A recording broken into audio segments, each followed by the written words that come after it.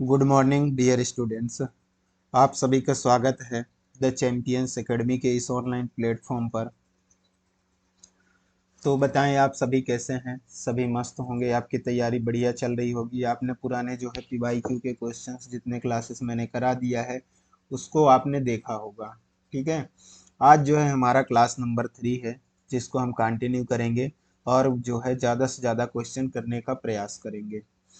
आपने यदि चैनल पे नए हैं तो चैनल को सब्सक्राइब कर लेंगे और बेल आइकन प्रेस कर लेंगे।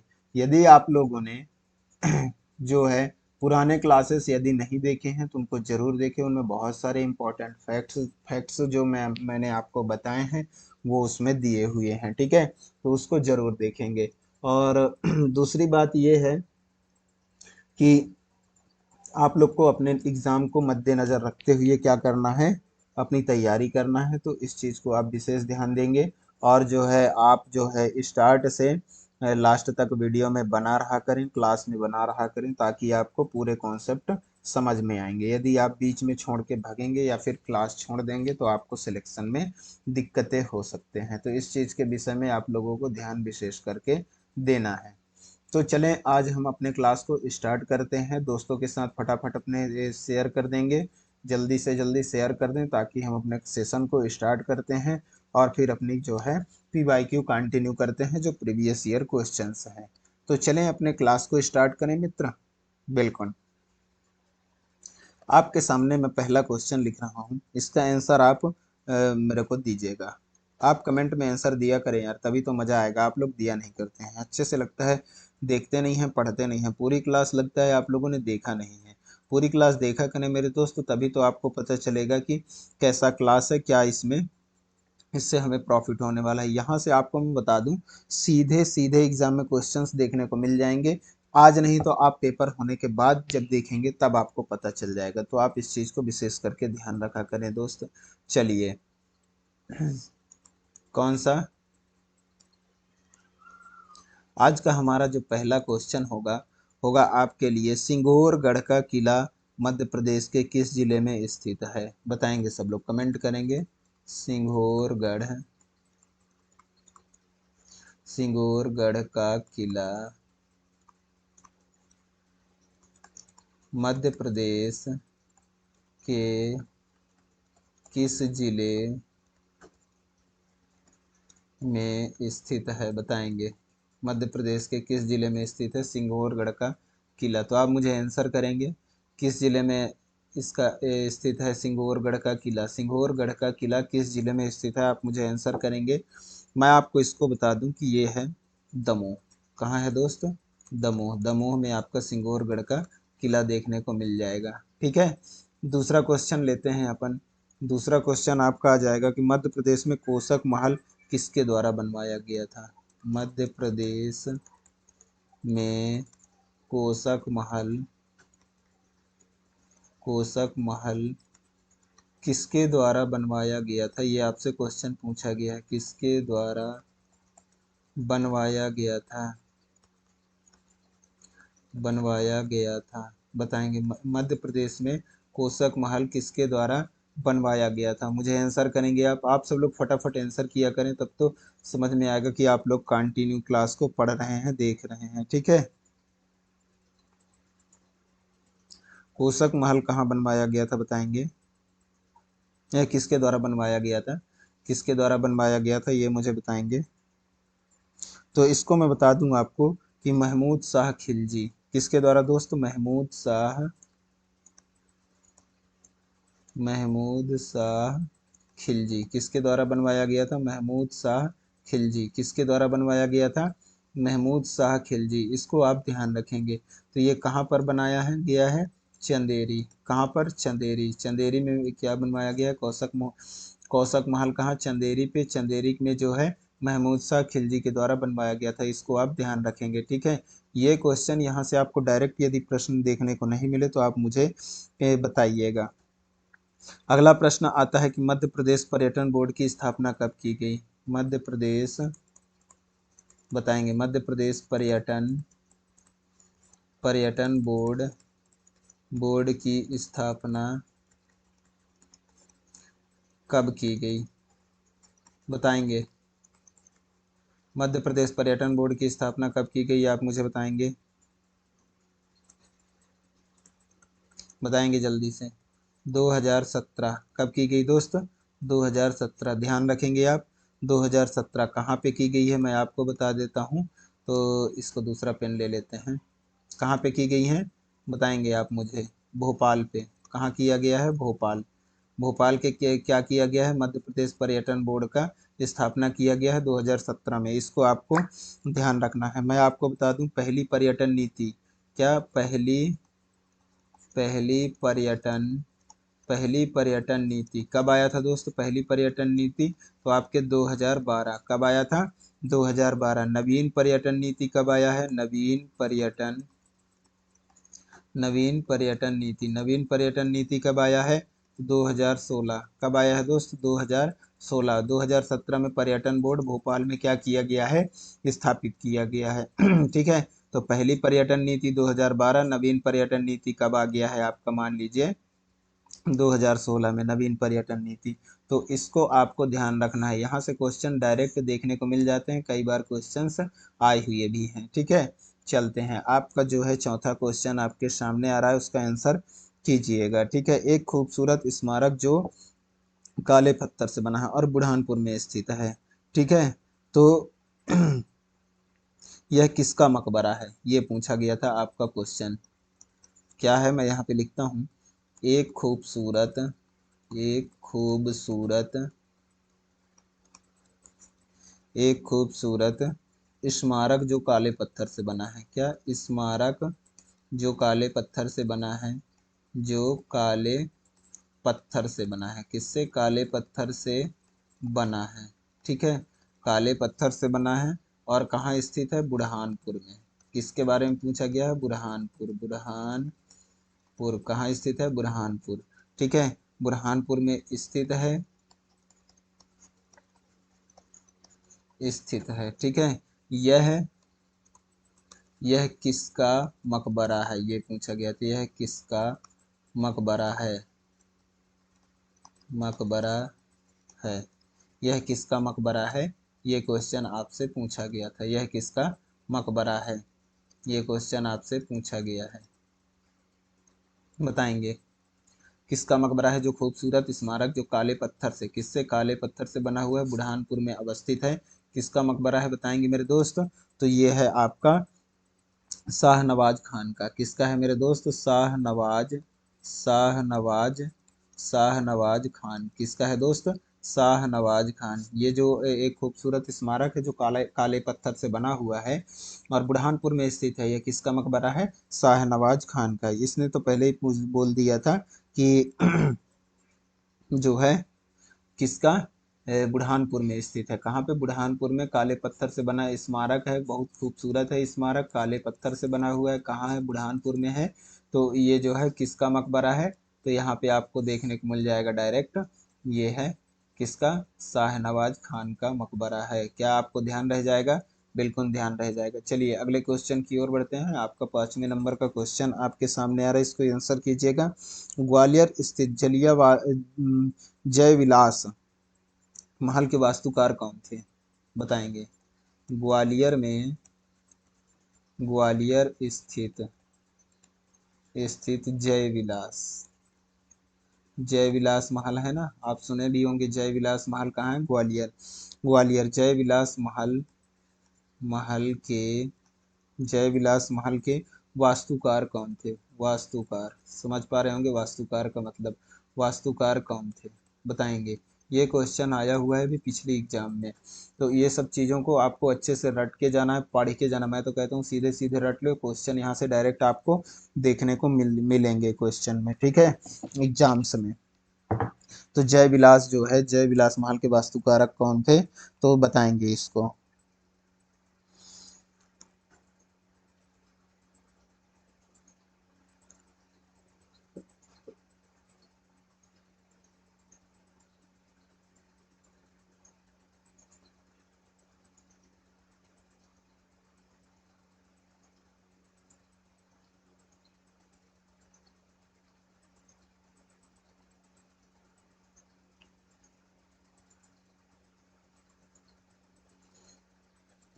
बताइए इसका आंसर क्या होगा।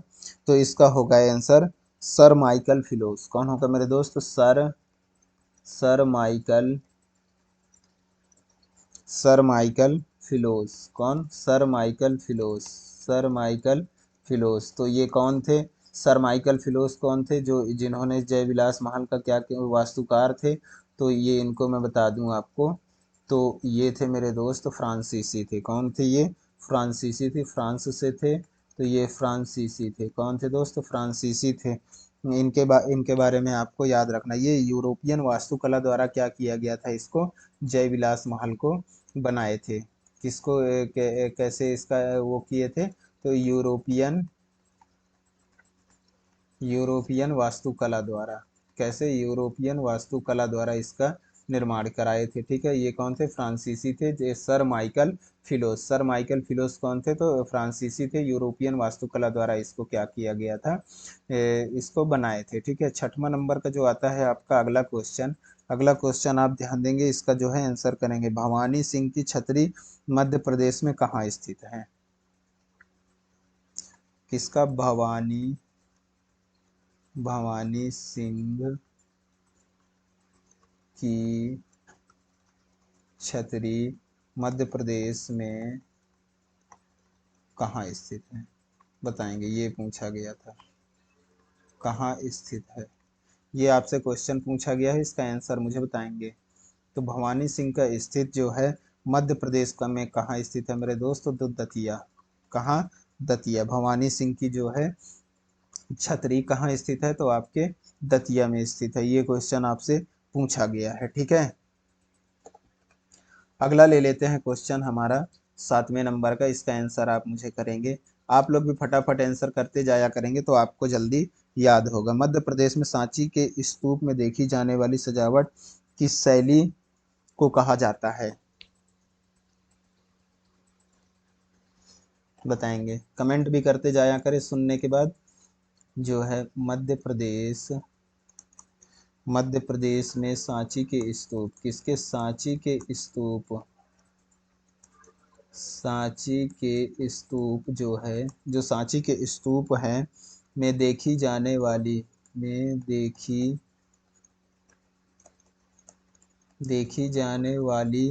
देखे जाने वाली सजावट की शैली किसको पूछ लिया गया है दोस्तों? इसको याद रखना, ऐसे क्वेश्चन पूछे जाते हैं। सजावट की शैली को कहा जाता है। सजावट की शैली को क्या कहा जाता है? बताएंगे, क्या कहा जाता है? ये क्वेश्चन है आपका। बताएंगे क्या कहा जाता है? इसका आंसर आप मुझे करेंगे।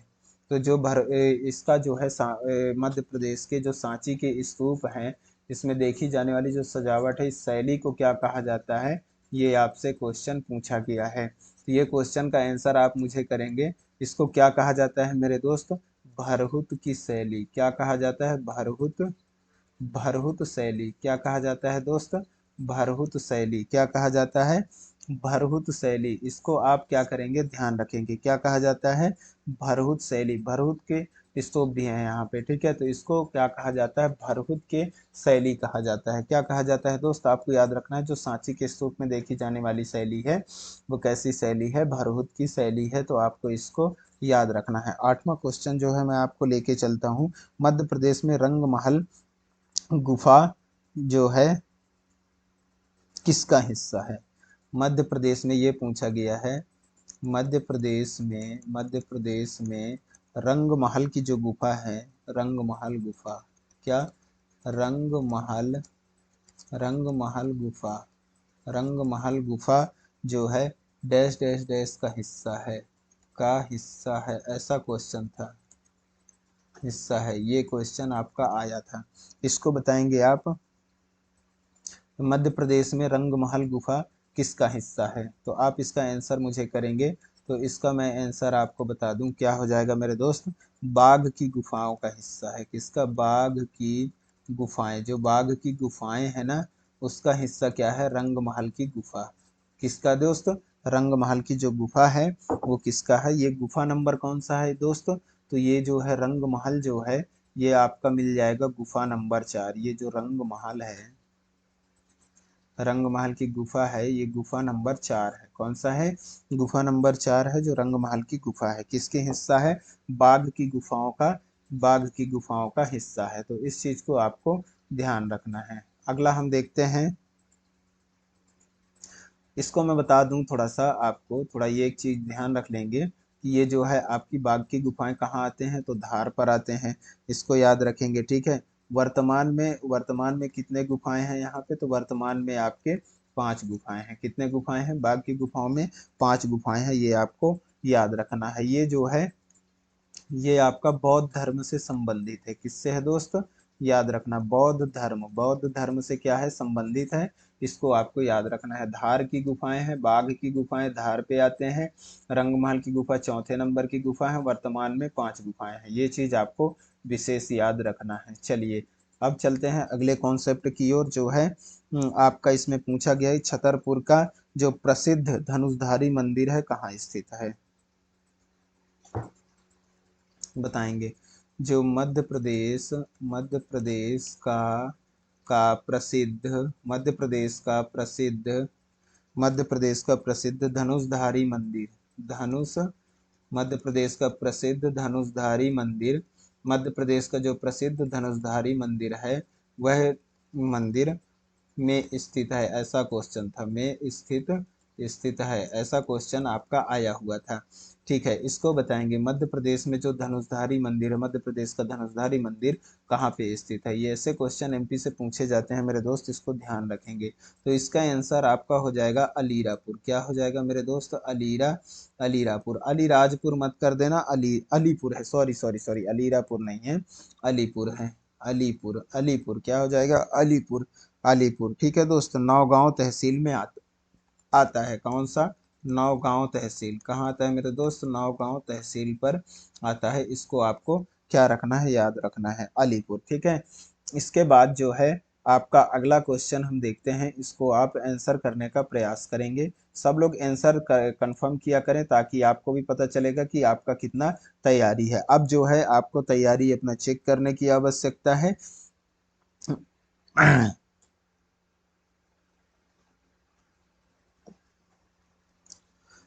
क्वेश्चन आया था कि मध्य प्रदेश के किस जिले में, मध्य प्रदेश के किस जिले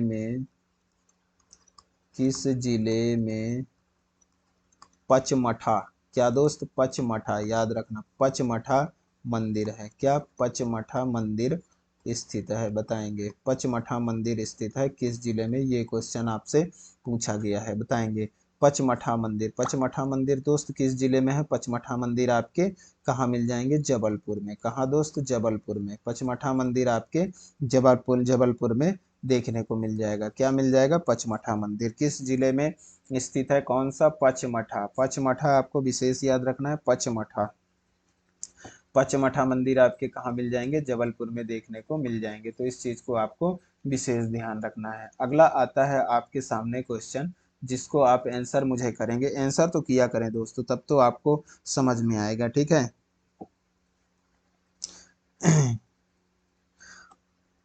पटियन दाई मंदिर और गोला मठ कहाँ स्थित है? गोला मठ मैंने आपको बताया था पहले। तो पटियन दाई मंदिर, कौन सा? पटियन दाई मंदिर। इसके साथ गोला मठ के साथ एक और ऐड हो गया है, क्या? पटियन दाई मंदिर, पटियन दाई मंदिर, पटियन दाई मंदिर और गोला मठ। क्या दोस्त? और गोला मठ। गोला मठ के बारे में मैंने आपको बताया था, आप लोग जल्दी आंसर करें यदि आपने मेरे पुराने क्लास देखे हैं। ऐसे क्लास में चलाऊंगा कि आपको पुराने भी रिवीजन होते चलेंगे। ऐसा जो है आपका क्वेश्चंस यहाँ पे आते आते ही हैं, ऐसे पूछे ही गए हैं आपको रिवाइज। आप देख पा रहे होंगे कि मैं दोबारा जो क्वेश्चन आए हैं ये आए हुए क्वेश्चन है। पहले जो पूछा गया था गोला मठ कहाँ स्थित है, अब पूछ लिया गया कि पटियन दाई और गोला मठ कहाँ स्थित है। ये दो चीज पूछ लिया, बताएंगे। पटियन दाई और गोला मठ, अब दो चीज पूछ लिया। पहले पूछा गया था गोला मठ किस जिले में स्थित है, अब पूछ लिया पटियन दाई और गोला मठ कहाँ स्थित है। तो आप मुझे आंसर करेंगे। यदि आपने पुराने क्लासेस देखे हैं मेरे, तो इसका आंसर पट्ट से कर देंगे। तो इसका जो आंसर होगा आपका सतना। कहाँ होगा मेरे दोस्त? सतना। मैंने आपको बताया था सतना में क्या है? गोला मठ है। तो ये चीज आपको मैंने बताया था सतना में। सतना में कहाँ पे? सतना के मैहर पे क्या है? गोला मठ है, सतना जिला पे आता है। ठीक है, तो ये चीज मैंने आपको बताया था। क्या है? ये भी भगवान शिव को समर्पित है, ये भी मैंने आपको बताया था। ठीक है, ये गोला मठ के बारे में।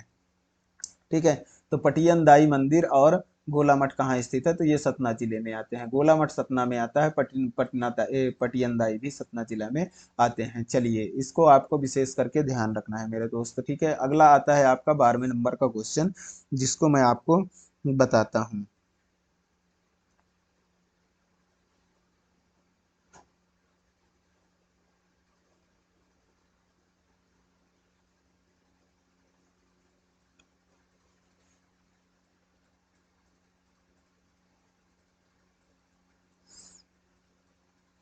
एक क्वेश्चन आपका आया हुआ था, जिसको मैं आपको बताता हूँ कि किस शहर को पूछा गया था, किस शहर को,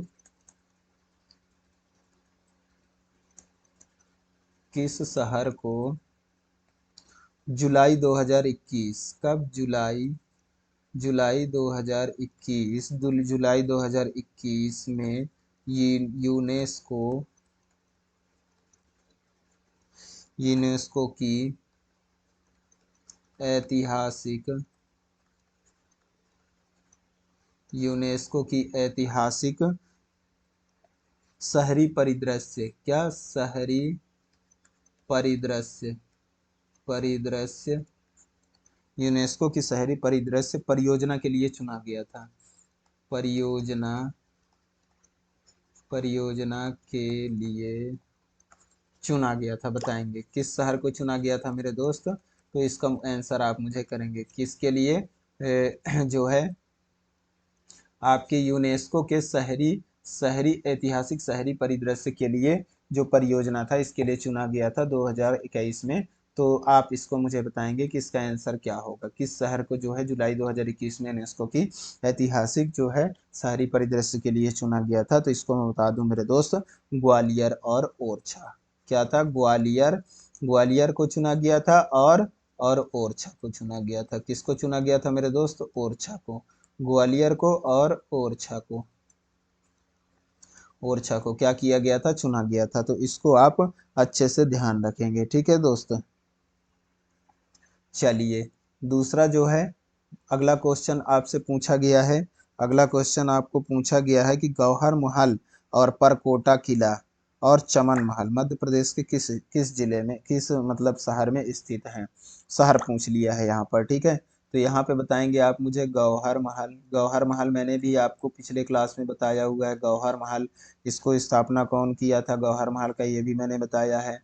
परकोटा, यदि आपने नहीं देखा है तो वो क्लास देखेंगे तो आपको और ज़्यादा क्लियर हो जाएगा, ठीक है। और परकोटा किला, और कौन सा, और चमन महल, कौन सा, चमन महल, चमन महल, चमन महल। तो ये कहाँ पर, मध्य प्रदेश के किस शहर पर, मध्य प्रदेश के किस शहर, किस जिला नहीं पूछा है दोस्त, किस शहर पर स्थित है, किस शहर पर स्थित है। यदि जिला भी पूछता तो वही आंसर होता, किस शहर पर स्थित है बताएंगे आप मुझे।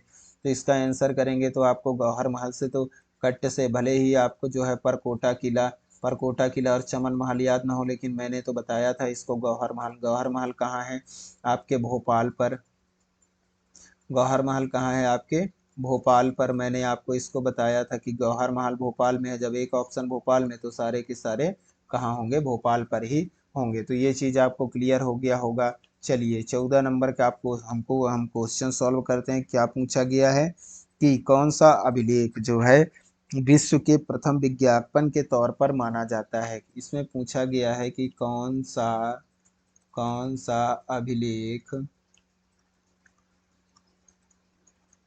कौन सा अभिलेख विश्व के,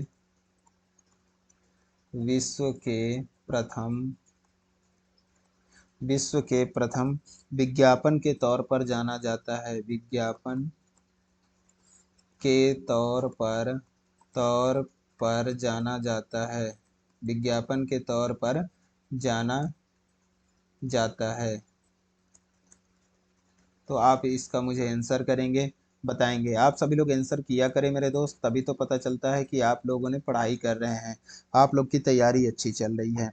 तो इसमें से कौन सा अभिलेख विश्व के प्रथम विज्ञापन के तौर पर जाना जाता है। तो ये जो है अभिलेख विश्व के प्रथम विज्ञापन के तौर पर किसको जाना जाता है मेरे दोस्त, बताएंगे किसको, 10 पूर्व अभिलेख। कौन सा है दोस्त, 10 पूर्व दसपुर का अभिलेख, दसपुर अभिलेख क्या है दोस्त? दसपुर अभिलेख कौन सा है? दसपुर अभिलेख। दसपुर अभिलेख को क्या जाना जाता है? दसपुर अभिलेख को जो है प्रथम विज्ञापन के तौर पर जाना जाता है। ये दसपुर अभिलेख आपके कहाँ आ जाते हैं? तो ये मैं बता दूं, दसपुर का अभिलेख जो है ये आपके मंदसौर, कहाँ मेरे दोस्त? मंदसौर। मंदसौर का दसपुर अभिलेख, इसको आप बिल्कुल याद रखेंगे। कहाँ? दसपुर अभिलेख कहाँ पर? मंदसौर पर। चलिए आपका अगला क्वेश्चन आ रहा है, इसके आप क्या करेंगे? आंसर देंगे। ठीक है दोस्त, चलिएगा अगला जो है क्वेश्चन आपका आ जाएगा कि मध्य प्रदेश कला परिषद की स्थापना कब हुई? बताएंगे। मध्य प्रदेश कला कला परिषद, कला परिषद की स्थापना, मध्य प्रदेश कला परिषद की स्थापना कब हुई? मध्य प्रदेश कला परिषद की स्थापना कब हुई मेरे दोस्त? तो इसको आपको मुझे बताना है, आंसर करिएगा। मध्य प्रदेश कला परिषद की स्थापना कब हुई? तो मध्य प्रदेश कला परिषद की स्थापना कब हुई दोस्त? तो 1952। कब हुआ है? 1952। कब हुआ है मेरे दोस्त? 1952। मध्य प्रदेश कला परिषद की स्थापना कब हुई? 1952 पर हुई है। इसको याद रखना, ठीक है। और जो है पहले पहले कहाँ था जो मध्य प्रदेश कला परिषद की स्थापना पहले कहाँ हुआ था? तो पहले मैं आपको बता दूं, सबसे पहले कहाँ हुआ था। तो सबसे पहले आपका स्थापना जो है पहले पहले मैं बता देता हूँ, पहले कहाँ था? पहले था ग्वालियर। पहले क्या था? ग्वालियर। फिर इसके बाद कहाँ हो गया? अब वर्तमान में, वर्तमान में कहाँ है? तो इसको थोड़ा साइड में लिख देते हैं, वर्तमान। वर्तमान कहाँ है? तो वर्तमान भोपाल में है। कला परिषद कहाँ है वर्तमान में? तो वर्तमान में भोपाल में आपको देखने को मिल जाएगा आपका ये कला परिषद। मध्य प्रदेश कला परिषद आपको कहाँ देखने को मिल जाएंगे? तो भोपाल में। आपका 16वें नंबर का जो क्वेश्चन आता है, इसको जो है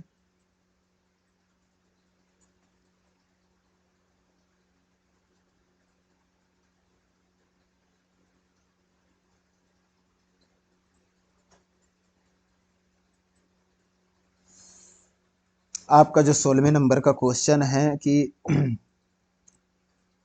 असगरी बाई को उनके किसके लिए जाना जाता है? किस चीज के लिए जाना जाता है? उनके किस कला के लिए जाना जाता है? ये क्वेश्चन था। असगरी कौन सा दोस्त? याद रखेंगे, असगरी। ऐसे क्वेश्चन भी आते हैं, आपको पढ़ना बहुत आवश्यक होता है। असगरी कौन सा? असगरी बाई, असगरी बाई, इनको आप ध्यान रखेंगे। ये क्वेश्चन पूछा गया है। असगरी बाई को, असगरी बाई को उनके, असगरी बाई को उनके डॉट डॉट डॉट के लिए जाना जाता है। ये क्वेश्चन आया था, बताएंगे। ये सब प्रीवियस ईयर में एकदम आए हुए क्वेश्चन है, आप तो बिल्कुल इसके लिए चिंतित ना रहो। आप कोई सा भी एमपी के एग्जाम का जो उठा के देखेंगे ना प्रश्न, आपको कहीं से ना कहीं से आपको मिलेंगे। तो ये जाने जाते हैं गायन के लिए। किसके लिए मेरे दोस्त? गायन के लिए। असगरी बाई किसके लिए जाने जाते हैं? तो असगरी बाई आपके गायन के लिए जाने जाते हैं, ठीक है। तो इनके बारे में मैं थोड़ा सा मैं आपको बता दूं कि ये गायन के लिए जाने जाते हैं। ये मध्य प्रदेश से संबंधित है। मध्य प्रदेश से, कहाँ से मेरे दोस्त? मध्य प्रदेश से। ये मध्य प्रदेश से संबंधित हैं, मध्य प्रदेश से हैं। असगरी बाई जो है मध्य प्रदेश से है। मध्य प्रदेश के कहाँ से? तो मध्य प्रदेश के छतरपुर, छतरपुर जिला से ये आते हैं। छतरपुर जिला से आते हैं। तो ये जो है कौन सा गायन करते हैं? असगरी बाई। इस बार क्वेश्चन आ सकता है। तो असगरी बाई के मैं जो है गायन को बता दूं, तो ये करती हैं ध्रुपद गायन। क्या करते हैं? करती हैं ध्रुपद, ध्रुपद गायन, ध्रुपद गायन, ध्रुपद गायन। इनका कौन सा गायन है? तो इनका ध्रुपद गायन है। इसको मोस्ट इम्पोर्टेंट समझिए, ये क्वेश्चन अभी आ सकता है। इनका निधन जो है कब हो गया? 2006। 2006 में इनका निधन कहाँ हुआ है? टीकमगढ़ में। इनका जो है, मैं यहाँ पे निधन लिख देता हूँ। इनका जो निधन है, निधन इनका मान लीजिए 2006 में हो गया। 2006 में कहाँ? टीकमगढ़ में। कहाँ मेरे दोस्त? टीकमगढ़। टीकमगढ़ में इनका क्या हुआ था? निधन हुआ था। तो इस चीज को भी आपको ध्यान रखना है। जो है असगरी बाई के, असगरी बाई जो है मध्य प्रदेश की छतरपुर जिला से ध्रुपद गायन के लिए जाना जाता है। 2006 में इनका निधन हो गया था। कहाँ? टीकमगढ़ में। इनका एक कॉन्सेप्ट और आपको मैं बता देता हूँ, इसको ध्यान रखेगा। ध्रुपद समारोह में इनको जो है असगरी बाई को ध्रुपद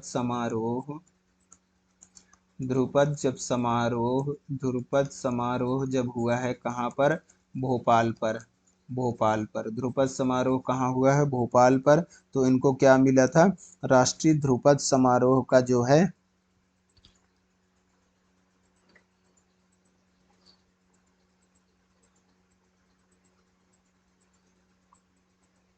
चलिए,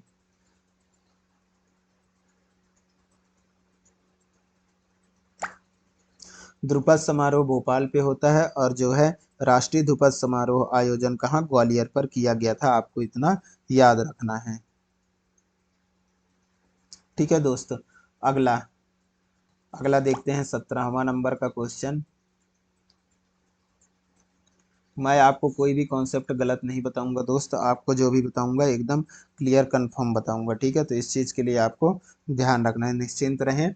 और अपने दोस्तों के साथ ज़्यादा से ज़्यादा क्लास को शेयर किया करें। यदि आप चैनल पर नए हैं तो चैनल को सब्सक्राइब जरूर कर लिया करें। आपको क्लास में मज़े आ रहे हैं तो क्लास को शेयर तो जरूर किया ही करें मेरे दोस्त।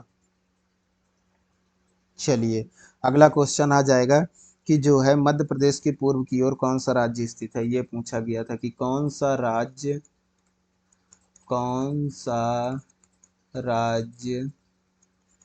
मध्य प्रदेश के पूर्व में स्थित है? बताएंगे। मध्य प्रदेश के पूर्व में स्थित है कौन सा राज्य? पूछा गया है। आप मुझे बताएंगे। सब लोग को पता होगा इसका कि मध्य प्रदेश में कौन सा राज्य पूर्व की ओर स्थित है। तो वो आपका हो जाएगा कौन सा दोस्त? बताएंगे। तो वो हो जाएगा आपका छत्तीसगढ़। कौन सा मेरे दोस्त? छत्तीसगढ़ के बारे में आपको याद रखना है। छत्तीसगढ़ जो है आपके कहाँ पर है? पूर्व पर स्थित है। मैं आपको यहाँ पे बता देता हूँ एक तो मैपिंग के थ्रू, तो आपको जो है चारों दिशाओं का ज्ञान हो जाएगा। आपका जो है उत्तर की ओर आपका क्या हो जाएगा? उत्तर प्रदेश हो जाएगा। यहाँ पे यूपी हो जाएगा। यहाँ पे आपका छत्तीसगढ़ हो जाएगा। यहाँ पे जो दक्षिण है यहाँ पे महाराष्ट्र हो जाएगा। यहाँ पे हो जाएगा आपका गुजरात हो जाएगा। क्या हो जाएगा? गुजरात।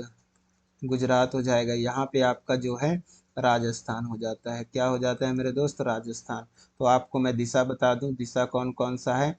तो दिशा है ये आपका उत्तर है, ये है आपका पूर्व, ये है आपका दक्षिण, ये है आपका पश्चिम। तो इस चीज को आपको क्या रखना है? याद रखना है। ठीक है दोस्त, तो इतनी चीजें आप लोग को याद रखना है। दिशा से यदि क्वेश्चन आया है, आगे यदि आते हैं तो ऐसे क्वेश्चंस आपको बन जाएंगे। मैंने आपको चारों दिशाओं में बता दिया कि इसके कौन कौन से जो है जिला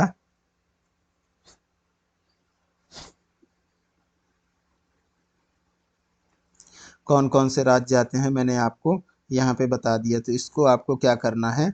याद रखना है। ठीक है दोस्त,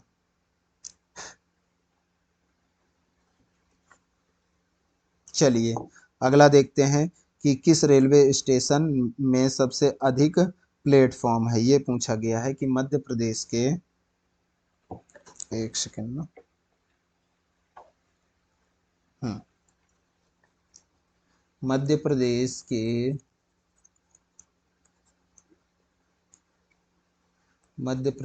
के किस रेलवे स्टेशन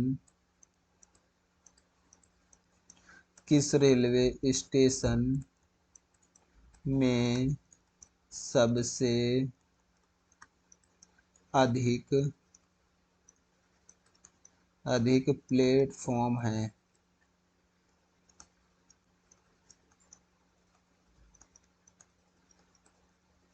ये आपसे पूछा गया था कि बताएंगे कौन से रेलवे स्टेशन में सबसे अधिक प्लेटफॉर्म है।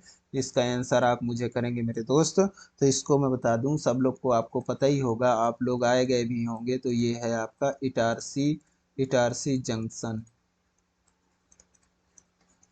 इटारसी जंक्शन जो है, इटारसी जंक्शन में सबसे ज़्यादा प्लेटफॉर्म है। तो आपको इतना चीज़ समझ में आ गया होगा। ठीक है, चलिए यहाँ पे मैं बता दूं आपको लगभग कितने हैं, 9 प्लेटफॉर्म है। कितने हैं दोस्त, 9 प्लेटफॉर्म है। 9 प्लेटफॉर्म आपको यहाँ पे देखने को मिल जाएंगे, ठीक है। चलिए अगला देख लेते हैं हमारा कि अगला जो है कौन सा क्वेश्चन है। अगला है कालिदास जो है, कालिदास किस शासक के नवरत्नों में से एक थे, बताएंगे। कालिदास,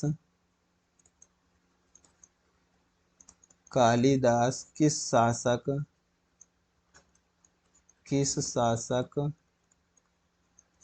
के नवरत्नों नवरत्नों में से एक थे, बताएंगे। किस शासक के नवरत्नों में से एक थे, तो बताएंगे आप मुझे इसका आंसर। मैंने कालिदास के बारे में पहले भी आपको बताया है। तो ये जो है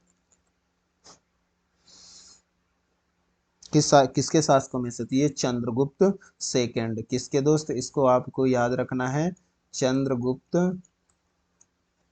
चंद्रगुप्त जो द्वितीय है। कौन से दोस्त, चंद्रगुप्त द्वितीय। चंद्रगुप्त द्वितीय के शासक के नवरत्नों में से एक थे, कौन थे, कालिदास। चलिए अगला क्वेश्चन देख लेते हैं आपका 20वें नंबर का। अगला क्वेश्चन आ जाएगा आपका कौन सा, कि किस गेहूं को गोल्ड ग्रेन भी कहा जाता है, बताइएगा। ये क्वेश्चन शायद मैं कहरवा भी चुका हूँ, एक बार और आया है, इसलिए यहाँ पे फिर से आ गया। किस गेहूं को गोल्ड ग्रेन कहा जाता है, को गोल्ड ग्रेन कहा जाता है, गोल्ड ग्रेन कहा जाता है, बताएंगे। किस गेहूं को कहा जाता है गोल्ड ग्रेन, तो आप मुझे बताएंगे। किस गेहूं को गोल्ड ग्रेन कहा जाता है मेरे दोस्त, तो कहा जाता है आपके, किस गेहूं को कहा जाता है गोल्ड ग्रेन, सरबती। कौन सा मेरे दोस्त, सरबती। सरबती गेहूं को क्या कहा जाता है, गोल्ड ग्रेन कहा जाता है, ठीक है। सरबती गेहूं को क्या कहा जाता है, गोल्ड ग्रेन कहा जाता है। तो इस चीज को आपको याद रखना है, ठीक है। चलिए ये क्वेश्चन मैंने पहले भी करा चुका है, ये आपको रिवीजन हो गया, ठीक है। तो प्रांत का मध्य प्रदेश प्रांत किस वर्ष अस्तित्व में आया था, बताएंगे। मध्य प्रदेश जो प्रांत है, यहाँ से भी इतिहास से आगे, मध्य प्रदेश प्रांत किस वर्ष वर्ष अस्तित्व में आया था,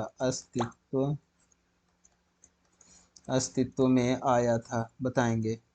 किस वर्ष अस्तित्व में आया था, ये क्वेश्चन आपसे पूछा गया है कि मध्य प्रदेश प्रांत किस वर्ष अस्तित्व में आया था। तो ये आपके 1861 में आया था। कब आया था दोस्त, 1861। आपको याद रहा होगा तो ठीक है, और यदि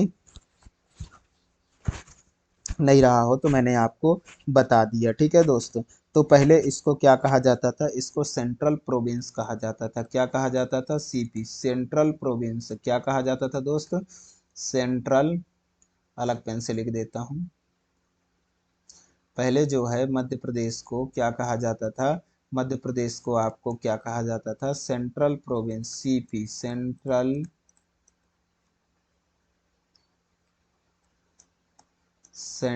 प्रोविंस क्या कहा जाता था मेरे दोस्त, सेंट्रल प्रोविंस, सेंट्रल प्रोविंस। फिर जो है 1936 में, 1936 में क्या एक और प्रांत बना, क्या बना, बरार। बरार प्रांत कब बना, बरार प्रांत बना। कब क्या बना, बरार प्रांत बना। क्या बन गया, बरार प्रांत बन गया, ठीक है। सबसे पहले जो 1853 में नागपुर एरिया से, नागपुर एरिया ये सब कुछ आया करता था, किसमें, ये सब बरार प्रांत थे, जो कि कहे में आते थे, मध्य प्रदेश में आया करते थे, ठीक है। ये सब बरार प्रांत थे। बरार किसमें, तो इसको जो है पहले क्या कहा जाता था, सेंट्रल प्रोविंस। और जो उन गठन के पहले इसका नाम क्या था, सेंट्रल प्रोविंस एवं बरार इसको कहा जाता था, ठीक है। अब जो है इसका जो है नया नाम क्या आ गया, मध्य प्रदेश इसको कहा जाता है। तो इस चीज को आपको याद रखना है। मध्य प्रदेश, हृदय प्रदेश, ये सब इसको कहा जाता है। भारत का हृदय भी इसको कहा जाता है। तो आपको इसको याद रखना है, ठीक है। अगला क्वेश्चन आता है आपका 22 नंबर का। सतपुड़ा राष्ट्रीय उद्यान की स्थापना कब हुई, बताएं। ये क्वेश्चन भी आपका आया हुआ है। सतपुड़ा राष्ट्रीय उद्यान, सतपुड़ा राष्ट्रीय उद्यान की स्थापना कब हुई, की स्थापना कब हुई, बताएंगे। ये क्वेश्चन आपसे पूछा गया है कि सतपुड़ा राष्ट्रीय उद्यान की स्थापना कब हुई, बताएंगे। इसका आंसर मुझे करेंगे। तो इसका स्थापना जो है मेरे दोस्त आप सभी को याद होगा 1981 में। ठीक है, 19 ये किसका हुआ है, ये सतपुड़ा राष्ट्रीय उद्यान की स्थापना। किसका? सतपुड़ा राष्ट्रीय उद्यान। क्या है दोस्त? उद्यान। सतपुड़ा राष्ट्रीय उद्यान का स्थापना जो है कब हुआ है? तो 1981 में। इस चीज को आपको याद रखना है। ठीक है दोस्त, जो है एक चीज मैं आपको और बता दूं कि जो है कान्हा राष्ट्रीय उद्यान, कान्हा राष्ट्रीय उद्यान के बारे में आप थोड़ा सा जान लेंगे। ये जो मुख्य मुख्य है इनको मैं बता देता हूँ कि कान्हा राष्ट्रीय उद्यान, कान्हा राष्ट्रीय उद्यान, इसको बताएंगे। कान्हा राष्ट्रीय उद्यान आप मुझे बता देंगे कान्हा राष्ट्रीय उद्यान का कब हुआ, कान्हा राष्ट्रीय उद्यान का स्थापना कब हुआ। तो कान्हा राष्ट्रीय उद्यान का मैं बता दूं आपको 1955 में कान्हा राष्ट्रीय उद्यान, 1981 में सतपुड़ा राष्ट्रीय उद्यान। आपको बता दूं कौन सा, एक तो और 1961 में आपका कौन सा हुआ है, तो आपका बांधवगढ़। कौन सा हुआ है मेरे दोस्त? बांधवगढ़। कब हुआ है? बांधवगढ़ राष्ट्रीय उद्यान, बांधवगढ़ राष्ट्रीय उद्यान आपका कब हुआ? 1961 में। 1900 सॉरी 61 नहीं 68। कब हुआ है? 1968, थोड़ा मिस्टेक हो गया था। 1968 में कब हुआ? 1968 में हुआ है आपका बांधव राष्ट्रीय गढ़ उद्यान। ठीक है, बांधवगढ़ राष्ट्रीय उद्यान। और कान्हा राष्ट्रीय उद्यान 1955 में, सतपुड़ा राष्ट्रीय उद्यान आपका 1981 में। तो आपको इस चीज को विशेष ध्यान रखना है दोस्त। ठीक है, तो ये जो है कान्हा राष्ट्रीय उद्यान आपके कहाँ पर आ जाते हैं? कान्हा राष्ट्रीय उद्यान आपको आपको मंडला बालाघाट में देखने को मिल जाएगा। कहाँ पर मेरे दोस्त? मंडला बालाघाट में आपको कान्हा राष्ट्रीय उद्यान आपको देखने को मिल जाएगा। ठीक है, ये सबसे बड़ा राष्ट्रीय उद्यान भी है, इस चीज को आपको याद रखना है। और जो है ये बांधवगढ़ राष्ट्रीय उद्यान आपको उमरिया जिला में आपको देखने को मिल जाएगा। कहाँ पे दोस्त? उमरिया जिला में आपको देखने को मिल जाएगा। ठीक है, सतपुड़ा राष्ट्रीय उद्यान जो है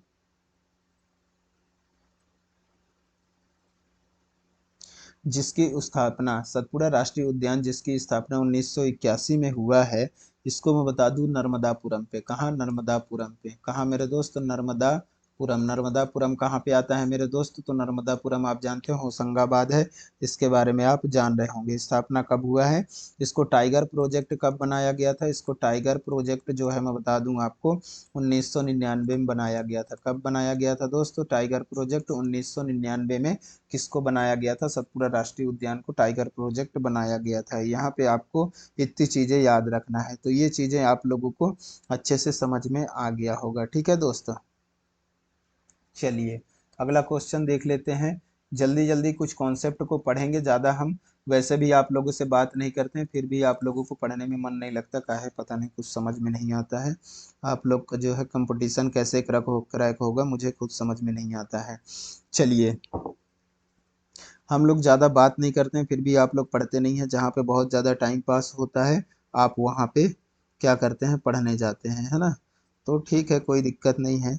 बाकी आप लोग इतना ध्यान रखा करें कि हम लोग जो है ज़्यादा से ज़्यादा पढ़ाई पे कॉन्सेंट्रेट करते हैं पूरे क्लास में। ठीक है, 23 नंबर का आपका क्वेश्चन आ जाएगा। कौन सा? कि मध्य प्रदेश की कौन सी जनजाति सबसे बड़ी जनजाति है? ये प्रश्न आया हुआ है। मध्य प्रदेश की कौन सी जनजाति, मध्य प्रदेश की कौन सी जनजाति सबसे बड़ी जनजाति है? बताएंगे। सबसे बड़ी जनजाति है। आप तो क्लास को वो करके भी कई गुना स्पीड भी करके आप इसको देख सकते हैं, लेकिन फिर भी आप लोग पढ़ते नहीं हैं। कुछ समझ में नहीं आता कि आप लोग पढ़ते क्यों नहीं हैं। आप कमेंट किया करें दोस्त, कुछ कमी लगे, कुछ अच्छा लगे, कुछ सही लगे, अपने दोस्तों के साथ शेयर भी किया करें। और यदि चैनल पे नए हैं तो सब्सक्राइब भी जरूर किया करें दोस्त, तभी तो समझ में आएगा कि कुछ आप मेहनत कर रहे हैं। आपके लिए इतना मेहनत कर रहे हैं तो आप भी कुछ मेहनत कर रहे हैं। तो सबसे बड़ी जनजाति कौन सी है दोस्त मध्य प्रदेश की? तो आपकी गोंड जनजाति है। ठीक है, ये आपको क्या रखना है? याद रखना है।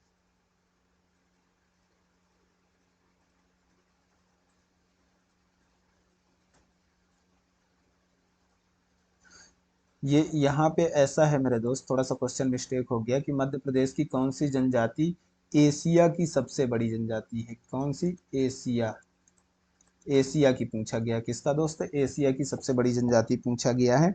तो एशिया की सबसे बड़ी जनजाति कौन सी है? तो ये आपकी गोंड जनजाति जो मध्य प्रदेश में आते हैं, ये एशिया की सबसे बड़ी जनजाति है। मध्य प्रदेश की जो है सबसे छोटी जनजाति भी आप जान लेंगे तो ज़्यादा सही रहेगा। सबसे छोटी जनजाति, सबसे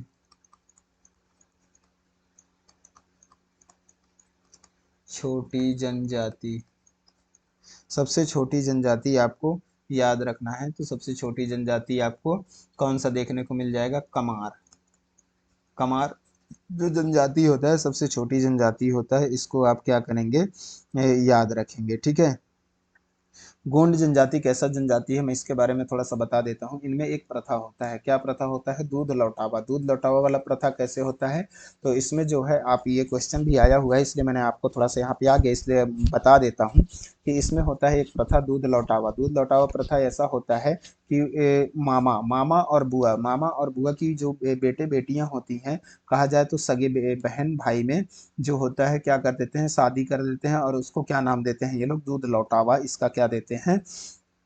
नाम देते हैं। इसमें जो है इनका जो गोंड जनजाति है इनकी एक प्रथा है, अपने मामा की बेटी या फिर फूफा का जो बुआ का बेटा होता है या फिर बुआ की बेटी मामा का बेटा होता है, इनमें इनका क्या हो जाता है? शादी हो जाता है और इसको क्या नाम देते हैं? इन्होंने इन्होंने नाम देते हैं इसको क्या? दूध लौटावा का क्या देते हैं? नाम देते हैं। ठीक है। तो इस चीज को आपको गोंड जनजाति में क्या रखना है? याद रखना है। अगला क्वेश्चन आपसे पूछा गया था अगला क्वेश्चन आपसे पूछा गया था कि मध्य प्रदेश में पहला ग्रीन फील्ड आर्थिक क्षेत्र कहाँ है? ये पूछा गया था कि मध्य प्रदेश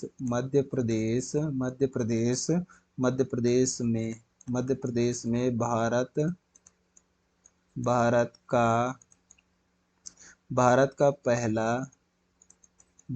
पहला ग्रीन ग्रीन फील्ड, क्या? ग्रीन फील्ड आर्थिक क्षेत्र, ग्रीन फील्ड आर्थिक क्षेत्र, ग्रीन फील्ड आर्थिक क्षेत्र कहाँ है?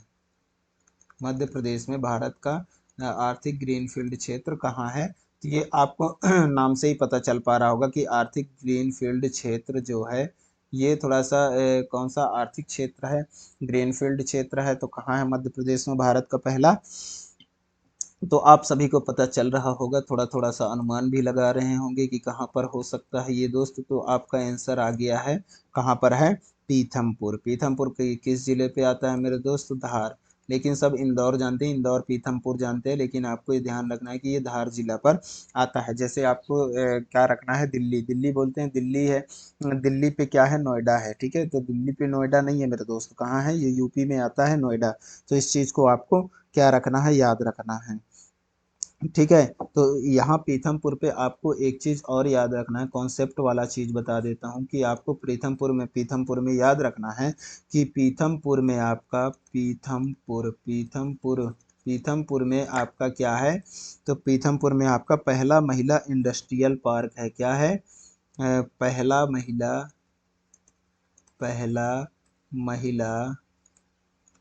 महिला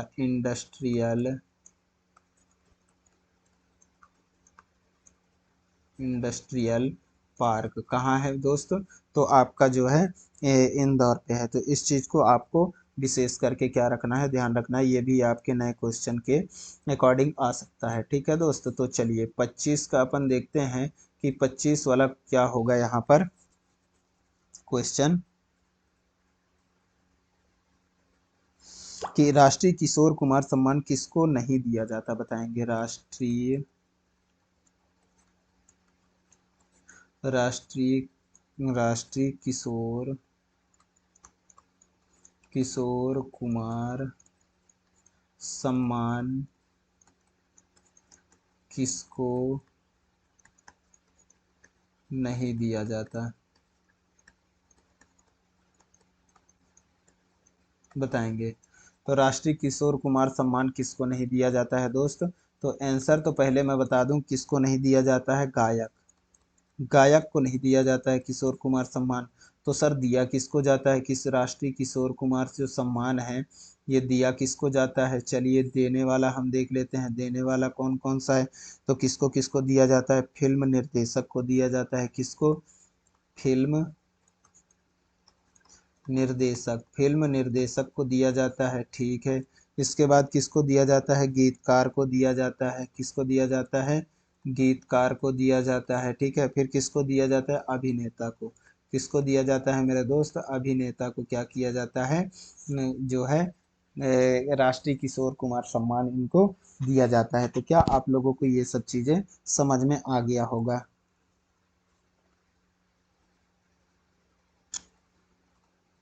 ठीक है दोस्तों, चलिए अगला जो है क्वेश्चन आपका 26 नंबर का हम देख लेते हैं। 26 कौन सा दोस्त? 26 नंबर का क्वेश्चन देखते हैं, जिसमें पूछा गया है कि किस जिले का लिंगानुपात मध्य प्रदेश में सबसे कम है। ये पूछा गया है 2011 की जनगणना के अनुसार। किस जिले का लिंगानुपात सबसे कम है? क्या सबसे सबसे कम है? किस जिले का लिंगानुपात सबसे कम है 2011 जनगणना के अनुसार? ये पूछा गया है, तो बताएंगे 2011 जनगणना के अनुसार जो है किस जिले का लिंगानुपात सबसे कम है मेरे दोस्त? तो ये आपका आंसर यहाँ पे मिल जाएगा भिंड। अब तो कोई और हो गया होगा, ये चीज को आपको ध्यान रखना है, ठीक है। कितना था मेरे दोस्त? तब 837 था। कितना था? 837 था, ठीक है। और सर्वाधिक लिंगानुपात जो है 2011 की जनगणना के अनुसार जो है सर्वाधिक लिंगानुपात कहाँ पर हो जाएगा आपको? सर्वाधिक लिंगानुपात आपको देखने को मिल जाएगा कहाँ? तो आपको बालाघाट में। कहाँ मेरे दोस्त? बालाघाट में आपको सर्वाधिक लिंगानुपात देखने को मिल जाएगा। यहाँ पे जो आपको देखने को मिल जाएगा 1021। सर लिंगानुपात कैसे के सोचते समझते हैं, मैं आपको बता दूं। इसको जो है पर 1000 में कितनी लड़कियां हैं ये देखा जाता है, इसको बोलते हैं लिंगानुपात, ठीक है। तो इस चीज को आपको याद रखेंगे, ठीक है। मध्य प्रदेश की लिंगानुपात पूछा जाए, ये तो जिला का पूछा गया था, किस जिले में। टोटल मध्य प्रदेश की यदि लिंगानुपात पूछा जाए, मध्य प्रदेश की लिंगानुपात क्या है भारत में? तो 931 है। एवरेज कितना है मेरे दोस्त? 931 है। तो इसको आपको क्या रखना है? याद रखना है। चलिए यहाँ पे लिख देता हूँ थोड़ा ऊपर, मध्य प्रदेश लिंगानुपात, मध्य प्रदेश लिंगानुपात कितना है? 931 है। तो इसको आपको क्या करना है? याद रखना है। चलिए अगला क्वेश्चन देखते हैं हमारा 27 नंबर का। 27 नंबर का क्वेश्चन क्या आ जाएगा आपका? चंदू सरवटे का जन्म कहाँ हुआ था? ये क्वेश्चन आया हुआ है, चंदू सरवटे। सरवटे, अब स्वाभाविक चीज है कि ये मध्य प्रदेश का क्वेश्चन है, तो मध्य प्रदेश में ही हुआ होगा। चंदू सरवटे का जन्म कहाँ हुआ था? तो आपको ऐसे जो है कहाँ हुआ था, तो ऐसे क्वेश्चनों को आपको थोड़ा सा ध्यान रखना है। यदि अलग अलग राज्य के जो है नाम आ जाए तो उसको ध्यान रखना है कि कहाँ पर हुआ है। मध्य प्रदेश में। अब ये मध्य प्रदेश के पूरे जिलों के नाम बता दिया है यहाँ पर, तो यहाँ पर हम क्या करेंगे? अपना आंसर बताएंगे। तो ये हुआ था सागर। कहाँ? सागर जिले पे। कहाँ पे हुआ था मेरे दोस्त? चंदू सरवटे का जन्म हुआ था सागर जिले पर, आपको याद रखना है, ठीक है। विदिशा जिले में मैं एक तो और बता दूं, जो है विदिशा जिले में,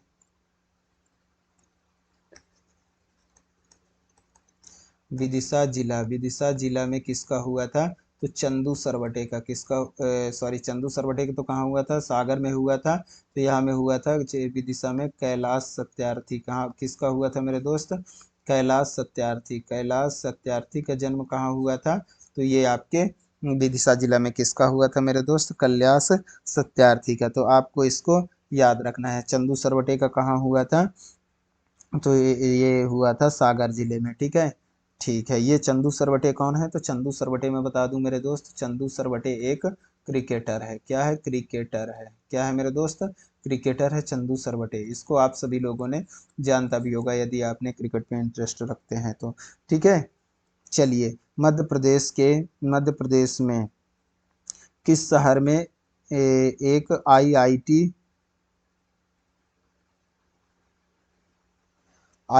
है? बताइए। आईआईटी व आईआईएम। आईआईटी पूछा गया है, चलिए इसको बताते हैं। मध्य प्रदेश के यहाँ पूछा गया है कि मध्य प्रदेश के किस शहर में आईआईटी नहीं है, आईआईटी, किस शहर में आईआईटी है, इसको क्या बोलते हैं? इसको बोलते हैं भारतीय प्रौद्योगिकी संस्थान। इसको मैं लिख देता हूँ, भारतीय प्रौद्योगिकी संस्थान। भारतीय प्रौद्योगिकी संस्थान कहाँ पर है? जो आईआईटी है तो किस शहर पर है मेरे दोस्त? इसका आंसर आप मुझे बताएंगे। इसका आंसर आपका हो जाएगा क्या? आईआईटी किस शहर पर है? तो आईआईटी जो है आपके किस शहर में देखने को मिल जाएगा? तो ये आपके इंदौर। स्वाभाविक चीज़ है, इंदौर सबसे बड़ा शहर यहीं पे होगा। अनुमान लगाने से भी आप बता सकते हैं। तो इंदौर पे क्या क्या है दोस्त मेरे? इंदौर पे आपका आईआईटी भी देखने को मिल जाएंगे। IIT and IIM, IIM, IIT and IIM, ये आपको दोनों कहाँ पे देखने को मिल जाएंगे? ये आपको दोनों को मिल जाएंगे देखने को इंदौर पर। ये जो है सन 2009 पे स्थापना हुआ था। ये आईआईएम 1996 पे इसकी स्थापना हुई थी। तो क्या आप इसको समझ पा रहे होंगे? ठीक है, चलिए ये चीजें आपको क्लियर हो गया होगा। अब अगला देखते हैं हमारा क्वेश्चन 28 नंबर का, जो है हमको क्वेश्चन 29 नंबर का। कौन सा मेरे दोस्त? 28 तक देख लिए, 29 का देखते हैं कौन सा आया था। तो गैस पर आधारित उर्वरक कारखाना कहाँ है? बताएंगे। गैस पर आधारित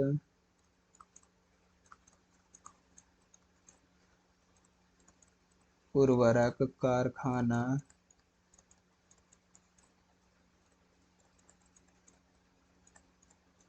कहाँ है? बताएंगे। गैस पर आधारित उर्वरक कारखाना पूछ लिया गया है, तो ये आप मुझे बताएंगे कहाँ पर है। तो गैस पर आधारित यदि उर्वरक कारखाना देखा जाए तो गैस पर आधारित उर्वरक कारखाना आपके गुना पर देखने को मिल जाएगा। बताएंगे, आपको समझ में आया? गुना में आपको क्या देखने को मिल जाएंगे? एक चीज और याद रखेंगे, गुना में आपको देखने को मिल जाएगा बजरंगगढ़ किला। बजरंगगढ़ किला आपको यहाँ पे देखने को मिल जाएगा। हनुमान टेकरी आपको देखने को मिल जाएगा। क्या?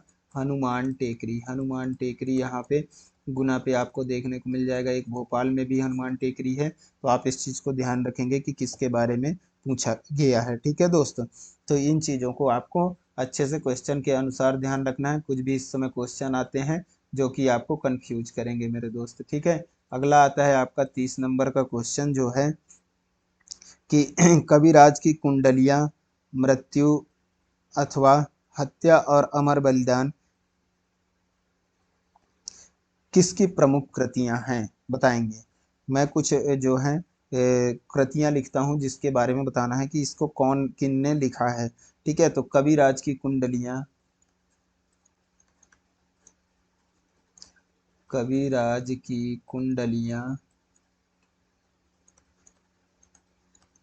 कविराज की कुंडलियां, फिर इसको मृत्यु मृत्यु अथवा अथवा हत्या और अमर बलिदान, हत्या और अमर बलिदान बताएंगे। ये सारे जो है अमर बलिदान, ये जो इतने कृतियां हैं, ये किनकी जो है किसकी प्रमुख कृतियां हैं? बताएंगे। किसकी प्रमुख कृतियां हैं, मतलब किन्नों ने लिखा है, ये पूछा गया है। बताएंगे, बताइएगा किसकी प्रमुख कृतियां हैं मेरे दोस्त। तो आपको यहाँ पे बता दूं आपको कि ये जो है कविराज की कुंडलियां, मृत्यु अथवा हत्या और अमर बलिदान, ये जो है किसकी प्रमुख कृतियां हैं मेरे दोस्त? तो ये है आपका अटल बिहारी वाजपेयी का। किसका है मेरे दोस्त? अलट हो गया, अटल बिहारी अटल बिहारी वाजपेयी किसका है मेरे दोस्त? अटल बिहारी वाजपेयी। अटल बिहारी वाजपेयी कहाँ से संबंधित हैं? तो अटल बिहारी वाजपेयी आपके ग्वालियर से संबंध रखते हैं। किससे मेरे दोस्त? ग्वालियर से। कहाँ से? ग्वालियर से ये संबंधित हैं। तो आपको इसको याद रखना है, ठीक है। चलते हैं अपने अगले क्वेश्चन की ओर। 31 नंबर का क्वेश्चन देखते हैं कि मुक्ति बोध सृजन पीठ कहाँ स्थित है, बताएंगे। सब लोग कमेंट किया करें। मुक्ति बोध, मुक्ति बोध सृजन पीठ, मुक्ति बोध सृजन पीठ, पीठ कहाँ स्थित है, बताएंगे। कहाँ स्थित है मुक्ति बोध सृजन पीठ, कहाँ स्थित है? कहाँ स्थित है मेरे दोस्त? जल्दी जल्दी आप सभी लोग बताएंगे। तो इसका आंसर होगा मुक्ति बोध सृजन पीठ। आप सभी को याद होगा, इतना सिंपल क्वेश्चन है, 100 बार आपने पढ़ा भी होगा इसको। तो मुक्ति बोध सृजन पीठ आपके सागर पर स्थित है, ठीक है। मैं आपको कुछ यहाँ पे कॉन्सेप्ट बता देता हूँ कि और जो है, जैसे प्रेमचंद सृजन पीठ, आप मुझे बता देंगे प्रेमचंद्र, प्रेमचंद्र सृजन पीठ, प्रेमचंद सृजन पीठ, प्रेमचंद्र सृजन पीठ के बारे में आप मुझे बता देंगे कि कहाँ पर स्थित है। आप मुझे बता देंगे कि निराला सृजन पीठ कहाँ पर स्थित है। निराला, निराला सृजन पीठ, निराला सृजन पीठ, निराला सृजन पीठ आप मुझे बता देंगे कहाँ स्थित है। फिर आप बता देंगे मुझे सुभद्रा कुमारी सृजन पीठ, सुभद्रा, सुभद्रा कुमारी, सुभद्रा कुमारी सृजन पीठ आप मुझे अलग से इनका सृजन पीठ, सृजन पीठ आप मुझे इनका अलग से आंसर बता देंगे, ठीक है। तो प्रेमचंद सृजन पीठ मेरे दोस्त कहाँ पर स्थित है? तो मैं आपको बता दूं यहाँ पर कि ये आपके जो प्रेमचंद्र है ये आपके उज्जैन, कहाँ है मेरे दोस्त? उज्जैन। और निराला सृजन पीठ आपको कहाँ देखने को मिल जाएगा? तो आपको भोपाल, कहाँ मेरे दोस्त? भोपाल। कहाँ पे जो है निराला सृजन पीठ आपको? भोपाल, भोपाल पे देखने को मिल जाएगा। और ये कहाँ पर है? जबलपुर, जबलपुर पर आप कौन कौन सा है? तो ये है आपका सुभद्रा कुमारी सृजन पीठ है। मुक्ति बोध जो है, मुक्ति बोध सृजन पीठ आपको जो है कहाँ पे देखने को मिल जाएगा? तो मुक्ति बोध सृजन पीठ आपको जो है कहाँ पे? सागर पे देखने को मिल जाएगा। प्रेमचंद सृजन पीठ आपको देखने को मिल जाएगा उज्जैन, निराला सृजन पीठ आपको देखने को मिल जाएगा उज्जैन। आपको सुभद्रा कुमारी से चौहान जो है, सॉरी, निराला सृजन पीठ आपको भोपाल मिल जाएगा देखने को, सुभद्रा कुमारी चौहान सृजन पीठ जो है आपको जबलपुर देखने को मिल जाएगा। तो क्या आपको इतनी चीजें समझ में आ गया है? अगली क्वेश्चन की ओर बढ़ते हैं। आपका जो है 32 नंबर का क्वेश्चन क्या है, इसको सॉल्व करने का प्रयास करेंगे कि सांची के,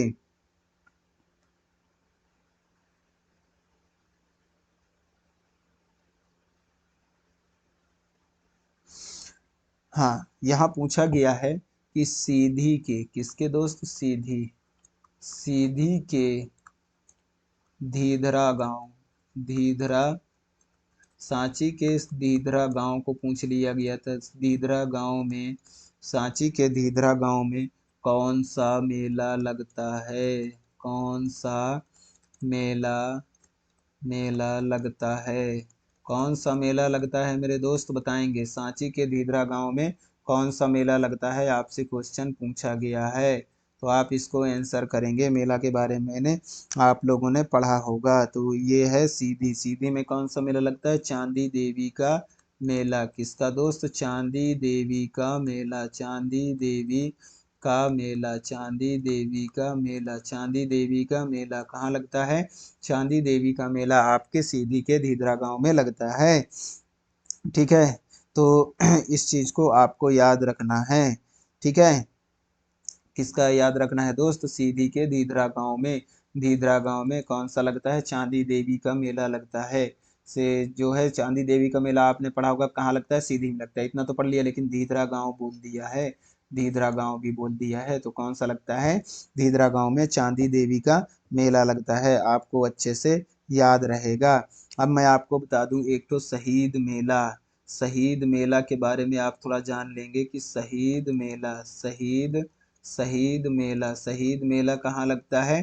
तो शहीद से आप याद रखेंगे सनावद, कहाँ याद में रखेंगे मेरे दोस्त? सनावद। शहीद मेला कहाँ लगता है? आपके सनावद पर लगता है। तो इसको आपको याद रखना है। मेला से भी क्वेश्चंस पूछे जाते हैं मेरे दोस्त, ठीक है। तो मध्य प्रदेश शासन की सूरज धारा योजना बताएंगे किससे संबंधित है? मध्य प्रदेश की, ये क्वेश्चन कई बार आया हुआ है। मध्य प्रदेश की सूरज धारा योजना, सूरज धारा योजना, सूरज धारा योजना, मध्य प्रदेश की सूरज धारा योजना किससे संबंधित है? बताएंगे आप मुझे, किससे संबंधित है? संबंधित है, बताएंगे। मध्य प्रदेश की जो सूरज धारा योजना है आपके किससे संबंधित है? तो मध्य प्रदेश की सूरज धारा योजना जो है किससे संबंधित है मेरे दोस्त? उच्च गुणवत्ता वाले बीज। किससे संबंधित है? गुणवत्ता उच्च गुणवत्ता वाले बीज किससे संबंधित है? उच्च गुणवत्ता वाले बीज। पूरा लिख देते हैं, उच्च गुणवत्ता वाले बीज से संबंधित क्या है? सूरज धारा योजना है। तो आपको क्या रखना है? इनके बारे में याद रखना है कि जो सूरज धारा योजना है मध्य प्रदेश सरकार ने इसको क्या किया था? शुरू किया था, जिसमें अनुसूचित जाति अनुसूचित जनजाति के जो लघु सीमांत कृषकों को लाभकारी फसल के किस्मों को देने के लिए क्या किया गया था? ये योजना को चालू किया गया था ताकि वो भी उत्पादन अच्छे से किया जा कर सके। किन के लिए था ये? एससी और एसटी के लिए था। ये योजना किसके लिए था? एससी और एसटी के लिए था कि इनको उच्च गुणवत्ता वाले बीज मिलेंगे तो इन्होंने अच्छे से क्या करेंगे? खेती कर पाएंगे, उपज कर पाएंगे। इसलिए ये सूरज धारा योजना जो है किससे संबंधित है? उच्च गुणवत्ता वाले बीज किसके लिए है? एससी एसटी किसान के लिए है। किसके लिए है दोस्त? एससी एसटी किसान के लिए। सॉरी। चलिए, मध्य प्रदेश के किस जिले में सर्वाधिक आलू उत्पादन होता है? बताएंगे। मध्य प्रदेश के किस जिले में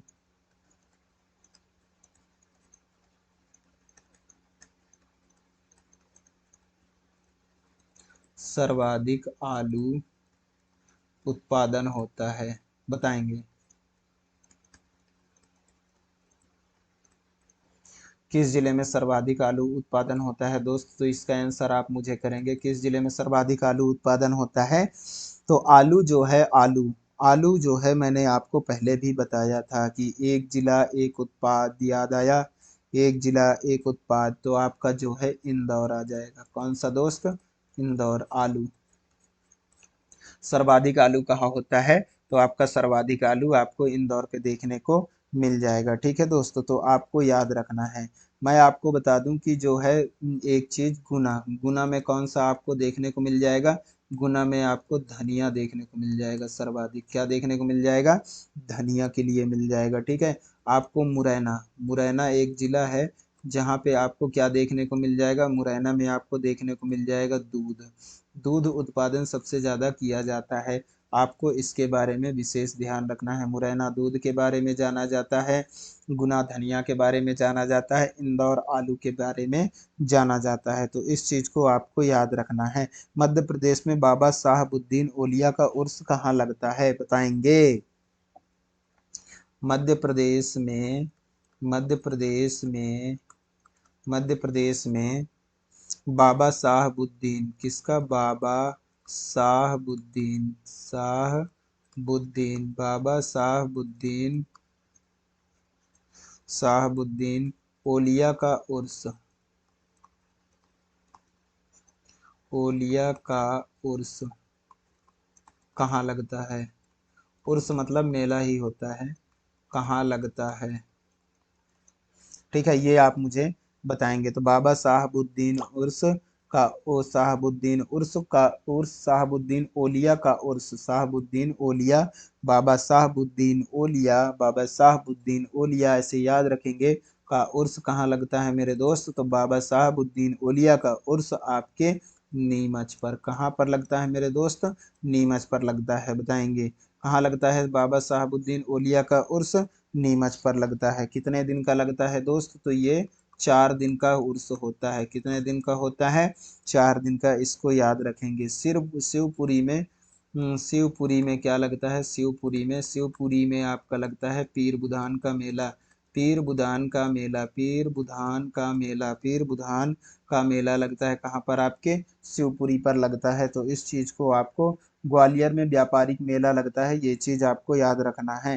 धीरे धीरे करके ये जो क्लासेस हैं इनमें आपके सारे कॉन्सेप्ट क्लियर हो जाएंगे, आपको कभी दिक्कत नहीं आनी है दोस्त। ठीक है। चलिए, अगला जो आता है हमारा क्वेश्चन उसको देख लेते हैं।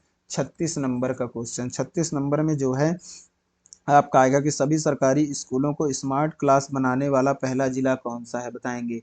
सभी सरकारी स्कूल, क्या सभी सरकारी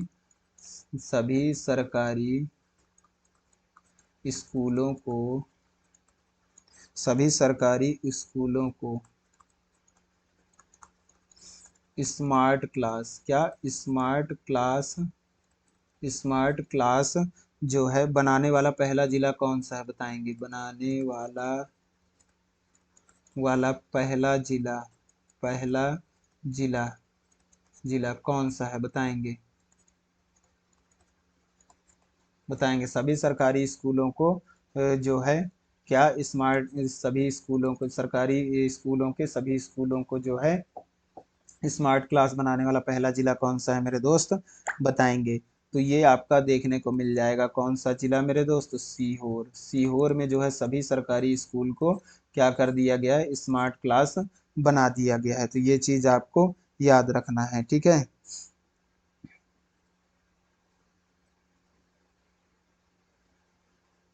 सीहोर, सीहोर से आप याद रखेंगे। सीहोर से कुछ मैं यहाँ पे फैक्ट लिख देता हूँ जिसको सीहोर से रिलेटेड। सीहोर में कहाँ, सीहोर में बुदनी।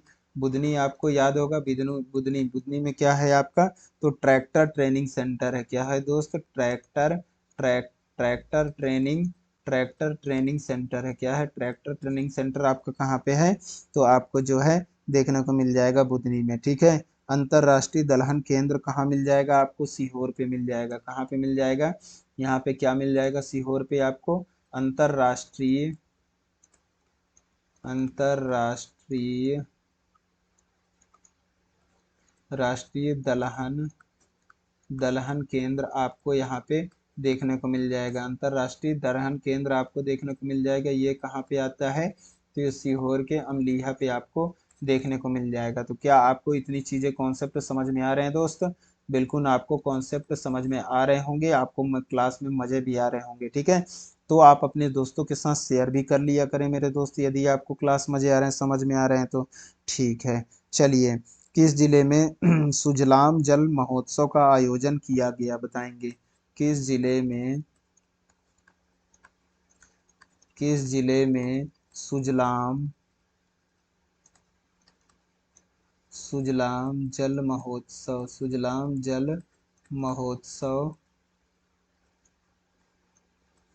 महोत्सव का आयोजन किया गया।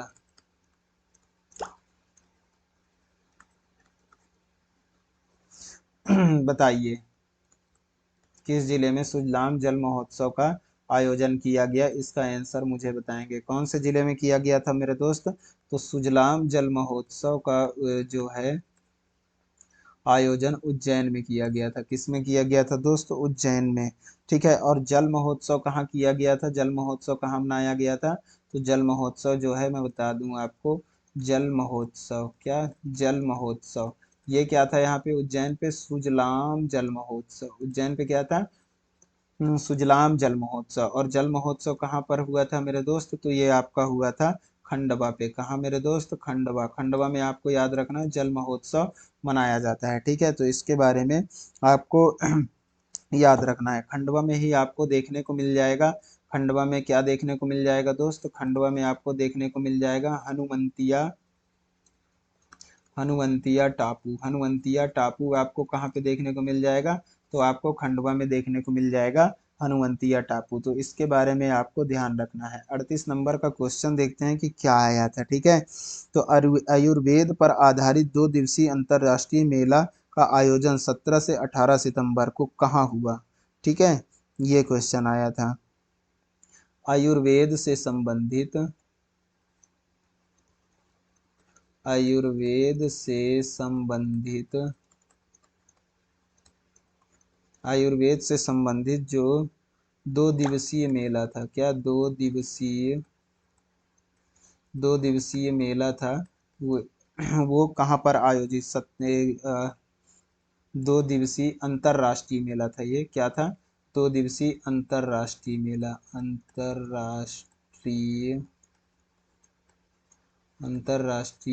क्या था, अंतरराष्ट्रीय मेला 2 दिवसीय अंतर्राष्ट्रीय मेला जो 17 से 18 सितंबर कहाँ आयोजित हुआ था, ये पूछा गया था। कहाँ आयोजित हुआ, तो ये चीज पूछा गया है क्वेश्चन में आपसे। तो ये कहाँ पर हुआ है मेरे दोस्त, तो इसका आंसर आपका हो जाएगा आयुर्वेद जो था। आयुर्वेद जो है 2 दिवसीय अंतर्राष्ट्रीय सम्मेलन,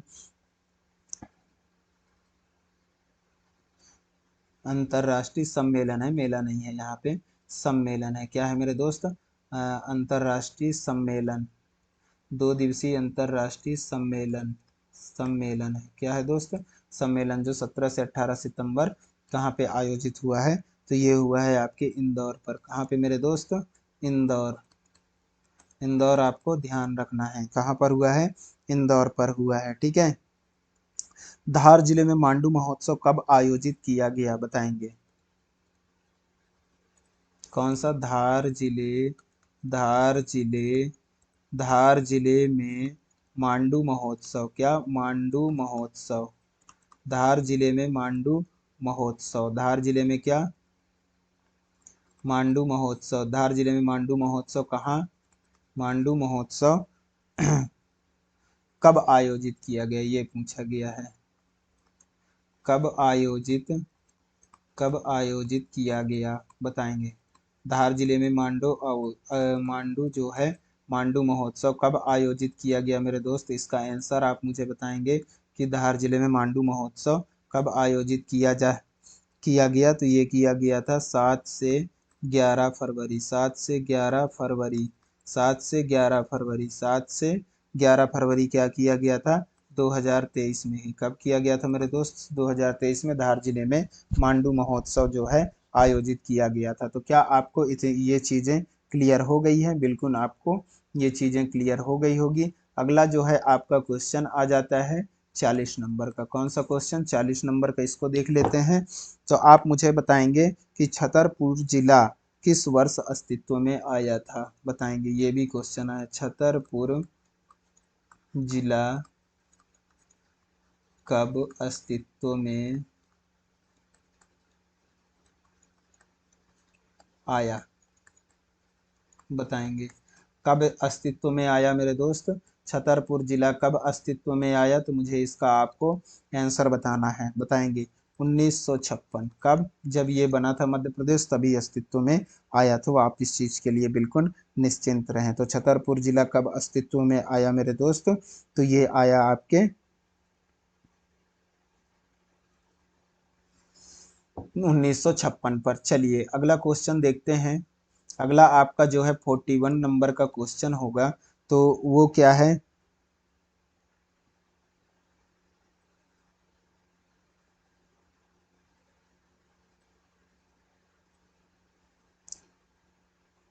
लोकमत समाचार पत्र के संपादक कौन थे, बताएंगे। लोकमत समाचार पत्र, लोकमत ये क्या था, एक समाचार समाचार पत्र। याद रखना कि लोकमत क्या है, ये भी पूछा जा सकता है। लोकमत समाचार पत्र के संस्थापक संपादक कौन थे, के संपादक कौन थे, ये क्वेश्चन आपसे पूछा गया है। तो बताएंगे लोकमत समाचार पत्र के संपादक कौन थे, तो इसका आंसर आप मुझे बताएंगे कि लोकमत समाचार पत्र के संपादक कौन थे। तो पंडित द्वारका प्रसाद मिश्र। कौन थे मेरे दोस्त, पंडित द्वारका प्रसाद मिश्र। कौन थे मेरे दोस्त, पंडित द्वारका प्रसाद मिश्र थे। कौन थे, पंडित द्वारका प्रसाद मिश्र थे। ठीक है, ये उत्तर प्रदेश से थे। कहाँ से थे दोस्त, उत्तर प्रदेश से थे। ये यूपी से थे, यूपी उत्तर प्रदेश। लोकमत समाचार पत्र के संपादक कौन थे, तो पंडित द्वारका प्रसाद मिश्र थे। ये चीज को आपको याद रखना है, ठीक है दोस्त। ठीक है, चलिए एक आपसे पूछा गया है क्वेश्चन में, इसको भी आपको ध्यान रखना है कि ई गिरदावरी ऐप का संबंध किससे है, बताएंगे। ई गिरदावरी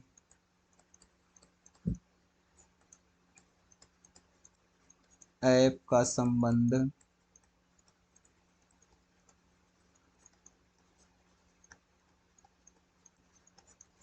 किससे है?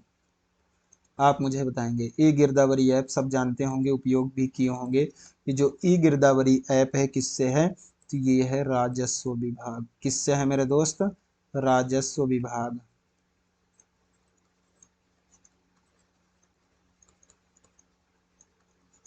ई गिरदावरी ऐप का संबंध किससे है? तो ये है राजस्व विभाग से है। किससे है दोस्त?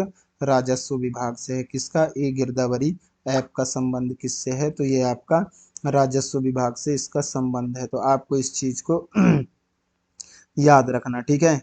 जो मध्य प्रदेश पुलिस के लिए है, एक मैं बता दूं, मध्य प्रदेश पुलिस के लिए एक ऐप है एमपी पुलिस।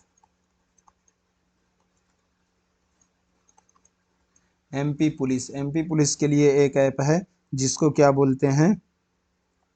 ई विवेचना ऐप। क्या बोलते हैं? ई विवेचना। ई विवेचना।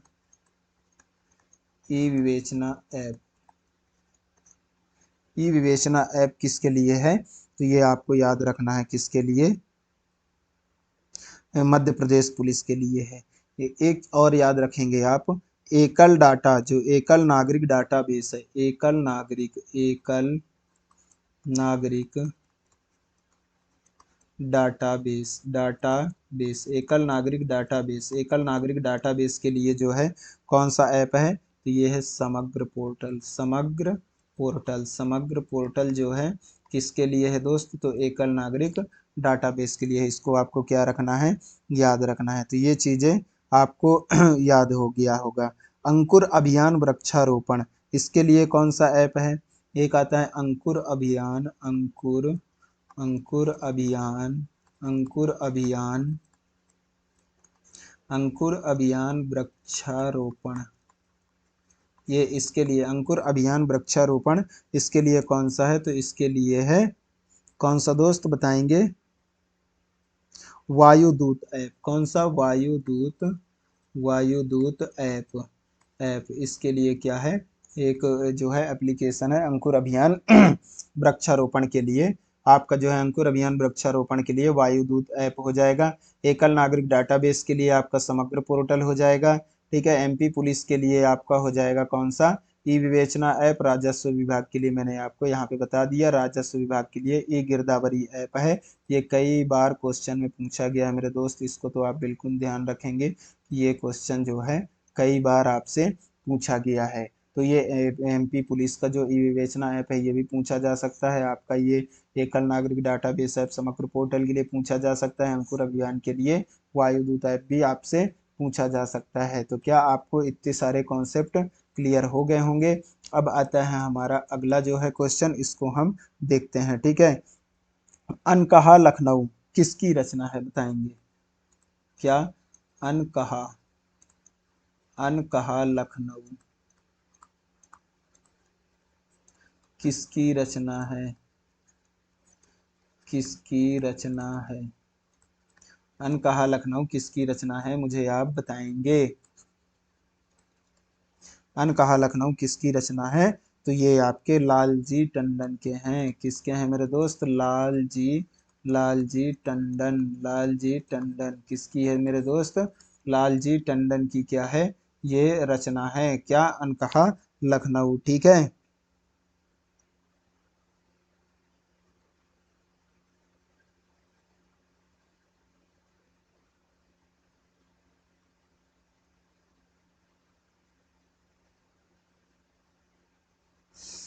एक मैं बता दूं, श्रीमती रंजना चितले। किसकी? श्रीमती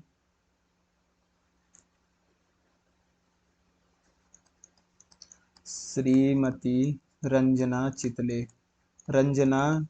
श्रीमती रंजना चितले क्या है? श्रीमती रंजना चितले। इनकी जो है एक रचना है, क्या है? जनजातीय योद्धा। इसको आपको याद रखना है, जनजातीय योद्धा किसकी रचना है? श्रीमती रंजना चितले। अब की बार क्वेश्चन आ सकते हैं मेरे दोस्त, तो इसको आपको याद रखना है, ठीक है। चलिए अगले क्वेश्चन की ओर चलते हैं। अगला क्वेश्चन आपका आ जाएगा कौन सा, कि मध्य प्रदेश का दूसरा आवासीय संस्कृत विद्यालय कहाँ खोला जाएगा, बताएंगे। मध्य प्रदेश का दूसरा मध्य प्रदेश का दूसरा आवासीय संस्कृत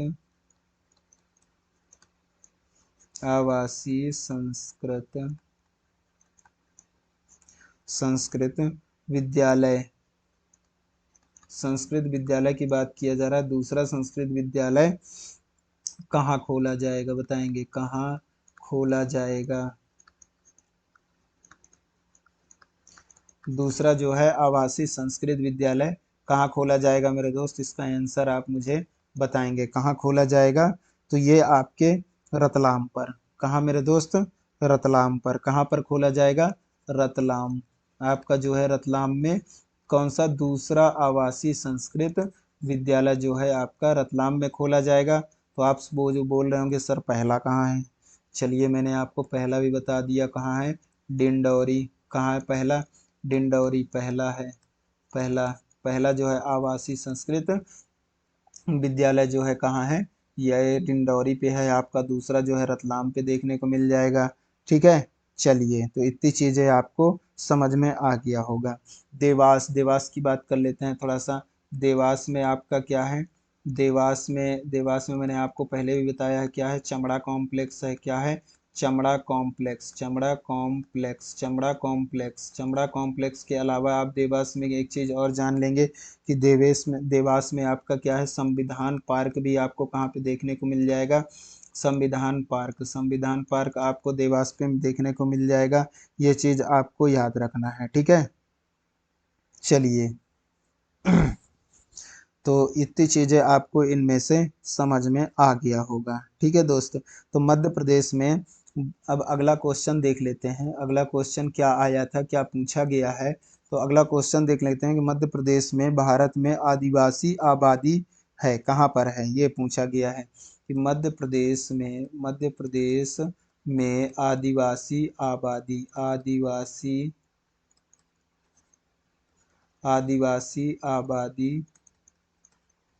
आबादी डॉट डॉट डॉट में है, ये पूछा गया है, ठीक है।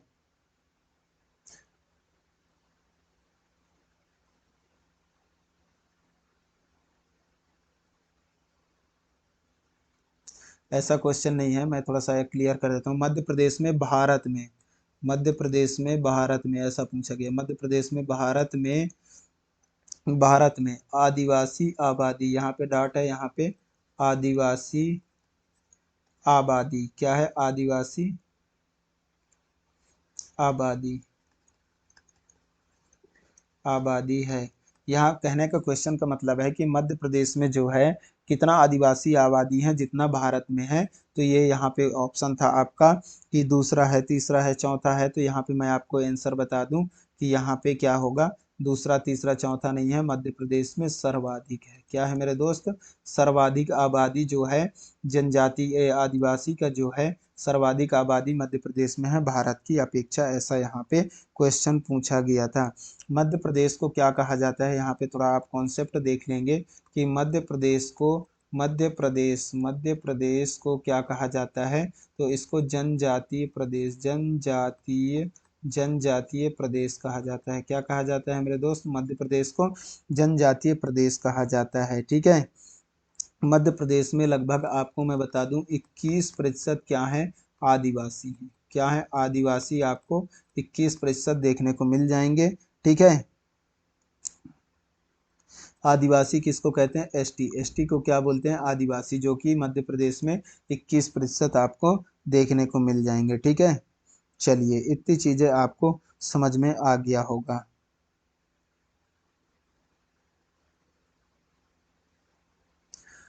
अगला क्वेश्चन देखते हैं आपका 46 नंबर का जो है, क्वेश्चन देख लेते हैं 46 नंबर का। 50 तक लेके चलते हैं, फिर कल देखेंगे। तो जंगलियों का जंगली किसे कहा जाता है, आप इसको बताएंगे मुझे। जंगलियों का जंगली जंगलियों का जंगली किसे कहा जाता है, बताएंगे। किसे कहा जाता है, जंगलियों का जंगली किसे कहा जाता है, बताएंगे। जंगलियों का जंगली किसे कहा जाता है, आपसे क्वेश्चन पूछा गया है, आंसर मुझे करेंगे। तो ये कहा जाता है आपके भारिया जनजाति को। किसको कहा जाता है मेरे दोस्त? भारिया जनजाति को कहा जाता है। क्या कहा जाता है? जंगलियों का जंगली कहा जाता है। ये सबसे ज्यादा आपको पातालकोट, कहाँ पे मेरे दोस्त? पातालकोट, पातालकोट, पातालकोट में आपको देखने को मिल जाएगा। पातालकोट कहाँ? छिंदवाड़ा। कहाँ पर आता है मेरे दोस्त? छिंदवाड़ा। छिंदवाड़ा पे ये जो है आपको देखने को मिल जाएंगे, पातालकोट, छिंदवाड़ा। यहाँ पे आपको मिल जाएगा क्या? आपको यहाँ पे देखने को जो छिंदवाड़ा है, यहाँ पे आपको देखने को क्या मिल जाएगा मेरे दोस्त? छिंदवाड़ा पे आपको मिल जाएगा देखने को बादल भोर संग्रहालय। क्या मिल जाएगा? बादल भोर, बादल भोर संग्रहालय, बादल भोर संग्रहालय, बादल भोर संग्रहालय, बादल भोर संग्रहालय आपको कहाँ मिल जाएगा? छिंदवाड़ा पे देखने को मिल जाएगा। तो बताएंगे आपको इतनी ज्यादा ये चीजें समझ में आ गया होगा, ठीक है। बताएंगे आपको कैसा लगा ये जो है, ये क्वेश्चंस जो है, क्लास आपको कैसा महसूस कर रहे हैं, ये क्लास को पढ़ने के बाद आपको कैसा समझ में आ रहा है, इसका जो है आप मुझे कमेंट करके ज़रूर बताया करें मेरे दोस्त, ताकि आपको ज़्यादा से ज़्यादा क्लास लेकर के आऊँ और ऐसे PYQ करवाऊँ जिससे आपको जो है आने वाली जो क्लासेस हैं इसमें आपको क्लियर हो जाया करेगा, ठीक है। चलिए अगला देख लेते हैं। हमारा पूछा गया है कि आगर मालवा क्या है? 47 नंबर का देख लेते हैं हमारा कि आगर मालवा क्या है मेरे दोस्त? आगर मालवा क्या सर? आगर मालवा, आगर मालवा के बैजनाथ, आगर मालवा के बैजनाथ महादेव मंदिर, महादेव मंदिर, आगरा, आगर मालवा के बैजनाथ महादेव मंदिर, महादेव मंदिर के शिखर की ऊंचाई कितना है? शिखर की ऊंचाई कितना है ये पूछा, शिखर की ऊंचाई ये पूछा गया है, ऊंचाई कितना है ये पूछा गया है, बताएंगे। ये भी पूछ लेते हैं मेरे दोस्त, ऐसे क्वेश्चंस भी आपको एग्जाम में देखने को मिले हैं, तो आपको तैयारी किस तरह से करना है ये आपको क्वेश्चंस आपको बताएंगे। तो इनकी जो है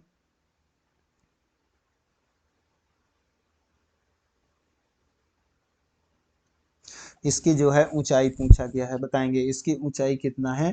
तो आपको याद रखना है कितने हैं? 50 फीट ऊंचाई है। कितना है? 50 फीट ऊंचाई है, ठीक है। आगर मालवा के जो है बैजनाथ महादेव मंदिर कितना है? ऊंचाई इसका 50 फीट है। चलिए ये क्वेश्चन भी आपको देखने को मिल गए हैं कोई एग्जाम में, तो आपको क्या करना है? याद रखना है, ठीक है दोस्त। चलिएगा अब आता है अगला क्वेश्चन कि डॉक्टर लीला जोशी, डॉक्टर लीला जोशी को, डॉक्टर लीला जोशी, जोशी को पद्मश्री क्या? पद्मश्री, पद्मश्री जो है से किस क्षेत्र में उनके योगदान के लिए सम्मानित किया गया था? पद्मश्री पद्मश्री से किस क्षेत्र में उनके योगदान, किस क्षेत्र में उनके योगदान के लिए सम्मानित किया गया था? के लिए सम्मानित, सम्मानित किया गया था, बताएंगे। किया गया था, बताएंगे किस क्षेत्र में योगदान के लिए इनको सम्मानित किया गया था, तो आप मुझे बताएंगे। बताएंगे किस क्षेत्र के लिए किया गया था। तो इनको जो है दवा के क्षेत्र में, किसके? दवा, दवा के क्षेत्र में, किसके? दवा के क्षेत्र में दोस्त। तो इसको मैं बता दूं, एनीमिया के लिए। किसके लिए लीला जोशी को किया गया था, सम्मानित किया गया था? तो इसको एनीमिया के लिए। किसके दोस्त? एनीमिया के लिए, एनीमिया के लिए। किसके लिए? एनीमिया के लिए पद्मश्री से इसके क्षेत्र में जो योगदान था इनका, इसके लिए इनको क्या किया गया था? सम्मानित किया गया था। अगला जो आता है आपका 49 नंबर का, 49 नंबर का क्वेश्चन जो आता है इसको देख लेते हैं। डॉक्टर भीमराव अंबेडकर वन्य जीव अभ्यारण्य कहाँ बनाया जा रहा है? बताएंगे। डॉक्टर भीमराव अंबेडकर, अंबेडकर, अंबेडकर वन्य जीव अभ्यारण्य, वन्य जीव अभ्यारण्य कहाँ बनाया जा रहा है? आप मुझे बताएंगे कहाँ बनाया कहाँ बनाया जा रहा है, आप मुझे बताएंगे कहाँ बनाया जा रहा है मेरे दोस्त। तो वन्य जीव अभ्यारण्य जो है कहाँ पे बनाया जा रहा है, तो आप मुझे इसको बताएंगे। तो ये आपके बनाया जा रहा है उत्तर सागर सागर में। कहाँ पे दोस्त? उत्तर सागर, उत्तर सागर, कहाँ? सागर में। कहाँ मेरे दोस्त? उत्तर सागर सागर में क्या बनाया जा रहा है? डॉक्टर भीमराव अंबेडकर वन्य जीव अभ्यारण्य बनाया जा रहा है। तो इसको आपको क्या करना है? याद रखना है। ठीक है दोस्त, तो चलिए आज के लिए हमारा क्लास इतना ही। आज के लिए हम अपने क्लास को यहीं पे विराम देते हैं। आप लोग को क्लास में बहुत सारे आनंद आए होंगे, बहुत सारे फैक्ट्स जानने को मिले होंगे, बहुत कुछ आपको जानकारी इस क्लास से मिली होगी। ऐसा मुझे उम्मीद है कि ऐसा बहुत सारे चीज़ रहे होंगे जिनको आप जानते भी रहे होंगे, ऐसा बहुत ज़्यादा चीज़ रहे होंगे जिनको आप नहीं भी जानते रहे होंगे, जिनके बारे में फैक्ट मैंने आपको बताने का प्रयास किया है। तो आप इस चीज़ों को सबको ध्यान रखते हुए अपने दोस्तों के साथ क्लास को ज़रूर शेयर कर दिया करें मेरे दोस्त। और यदि आप चैनल पे नए हैं, आप चैनल पे नए जुड़े हैं, तो आपको जो है चैनल को सब्सक्राइब कर लेना चाहिए, बेल आइकन प्रेस कर लेना चाहिए, ताकि आपको अगली क्लासेस जो है टाइम से आपके मोबाइल पर नोटिफिकेशन के थ्रू मिल जाया करेगा। तो बताएं दोस्त, आप लोगों को जो है क्लास में कितना आनंद आया, कैसा आप महसूस कर रहे हैं क्लास को अटेंड करने के बाद, तो आप मुझे बताएंगे कमेंट बॉक्स में। ठीक है दोस्त, तो आज के लिए इतना ही। बाय बाय, टेक केयर, धन्यवाद।